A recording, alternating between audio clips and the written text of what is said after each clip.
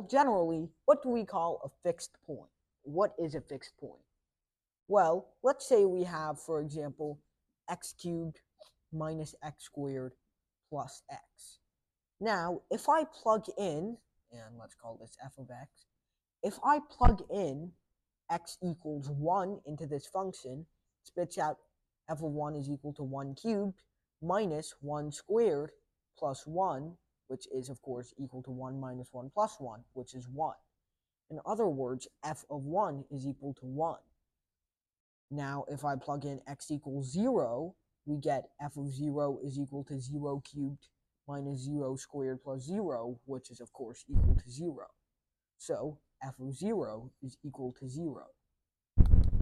So, we call something a fixed point whenever it maps to itself under a certain function. Now, of course, the Banach fixed point theorem doesn't just deal with functions over the entire real domain like this. It says that over any metric space,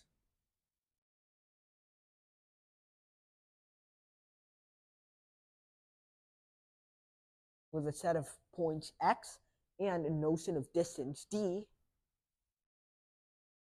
given some contraction relation, essentially what that means is that, so given a contraction relation,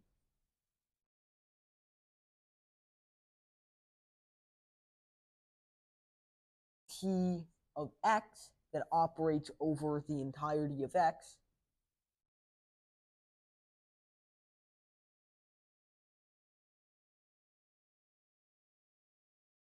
there exists a fixed point x asterisk.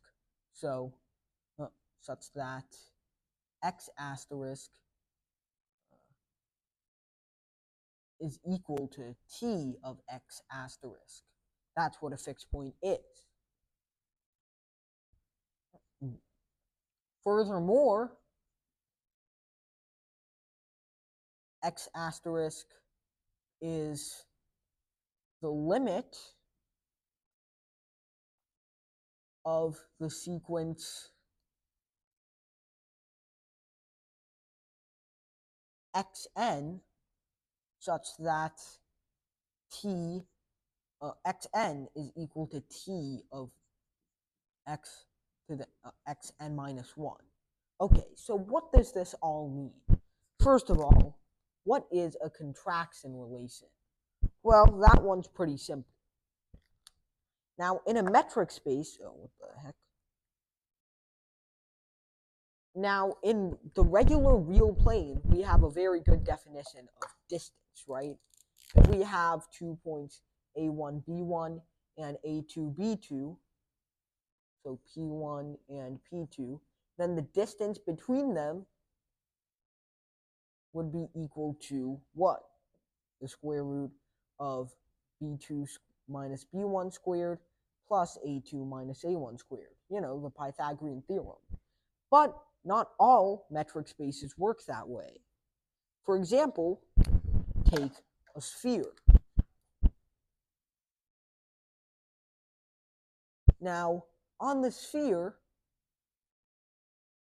I guess you could technically measure distance the regular way, but the sphere is very special because for any 2 points that you select on a sphere, so let's say point A and point B,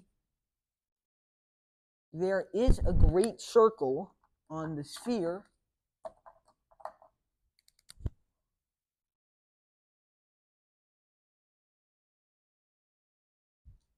that captures both A and B. And inside this great circle, now A and B are just 2 points on the circumference of the circle, and so their angular distance is just the angle that is formed by the arc AB right over here. So this defines the angular distance on a sphere. And there are many other definitions of distance. So this metric space, well, this has to be a complete metric space because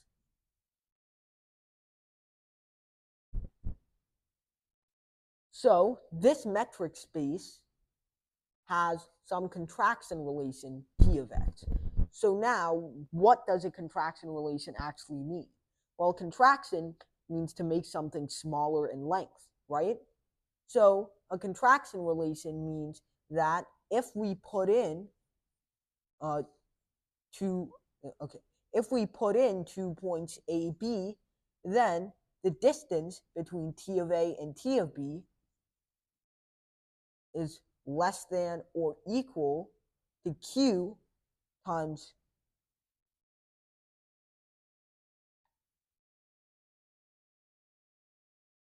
of some number less than 1, n times the distance between A and B. Or, in other words, A and T of B, and n has to be in the interval 0 to 1, is less than the distance between A and B, and of course greater than 0. So this is what a contraction relation means. It just means to make the distance between the outputs smaller than the distance between the inputs. So that's a contraction relation. So how can we prove that this fixed point exists, and furthermore, that it's the limit of such a specific sequence? Well, first of all, we know it's a contraction relation, right? So that means if we take the pair x1 comma x0, we know that d of t x1 comma t x0 is going to be less than or equal to q times the distance between x1 and x0. And now here's the thing. We define that sequence, that arbitrary sequence xn, such that t of xn minus 1 is equal to xn, which means that the distance between x2 and x1 is less than or equal to q times the distance between x1 and x0. But what does this mean in general? Well, that means that the distance between x3 and x2 is less than q squared d x1, x0, and so on and so forth, until we eventually reach the conclusion that d between xn and x to the n minus 1 is less than or equal to q to the n minus 1 d x1, x0. So we can prove this right over here by induction. In fact, just to make it look a little bit nicer, I'm going to move this around a bit to get q to the n d to the x1 comma x0. So now, what do we do with this statement? What makes it so useful? Well, that's precisely what happens when it approaches infinity. You see, since q is between 0 and 1, that implies not only is qn less than q, well, less than or equal to, technically, if it's equal to 1, but if it's equal to 1, then we're working with the identity, so we'll just assume that it's less than 1. So if we have that right over here, okay, so we have this relation now. So 0 is less than qn, which is less than q to the n plus n minus 1, which is less than q to the n minus 2, which is less than everything up to q, which is less than 1. All right, so what does this mean at the end of the day? By the Archimedean property, there exists some large n such that, how do I phrase this?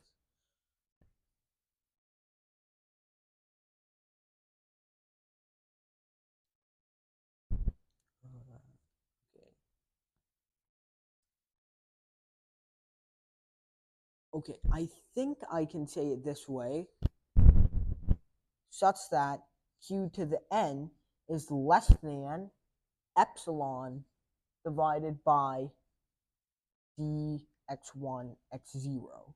epsilon times, honestly, believe, actually forget it.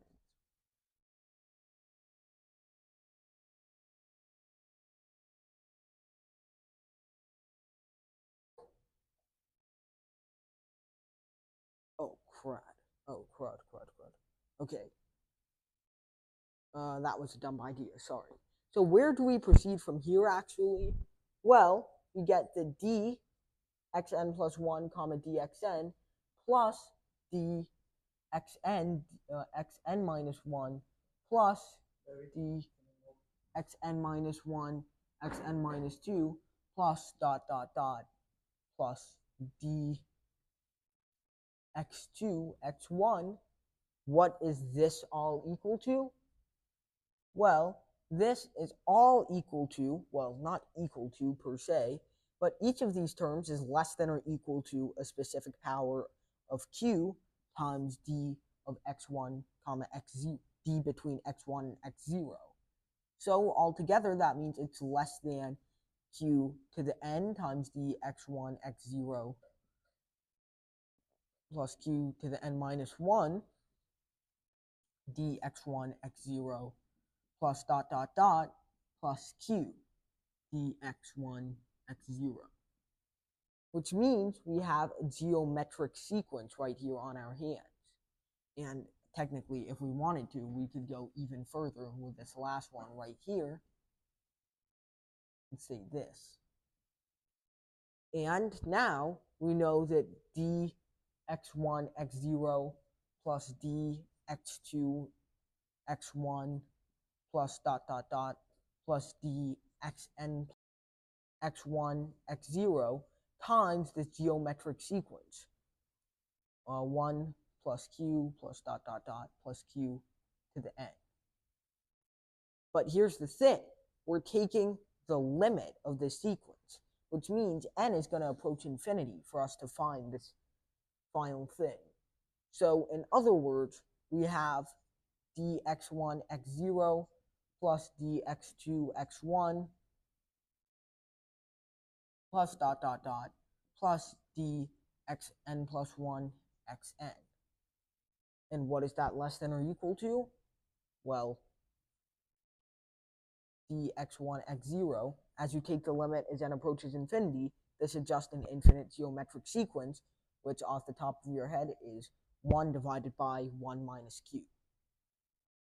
All right, so we have a pretty good start here. But now we use the very famous, very well-known triangle inequality, also known as the thing holding 40% of analysis together. So, using the triangle inequality, we can deduce that this is less than or equal to, obviously, I put a plus sign, x2, x0. This entire thing is less than or equal to dxn x0. So we have that dxn x0 is greater than or equal to this entire clump right here, which is also less than or equal to dx1. We use our Lord and Savior, the triangle inequality, to get that. If we have, for example, d of m comma n, or no, sorry, xm and x sub n, well, of course, as we stated over here by the triangle inequality, that is greater than or equal to dxm. No, it's less than or equal to. That's not what the triangle inequality says. Okay. It's less than or equal to dxm xn minus 1. Oh, yeah. It's less than or equal to dxn xn plus 1 xn plus dxn plus 2 xn plus 1 plus dot dot dot plus dxm xm minus 1. So that is what the triangle inequality is telling us.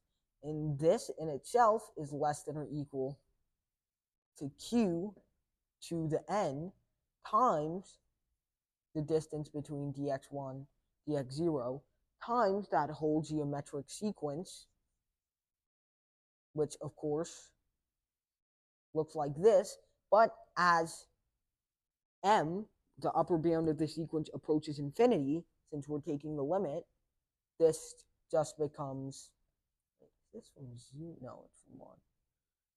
No, it's from 0. Of q to the k. This, of course, just becomes 1 divided by 1 minus k. So now, 1 minus q.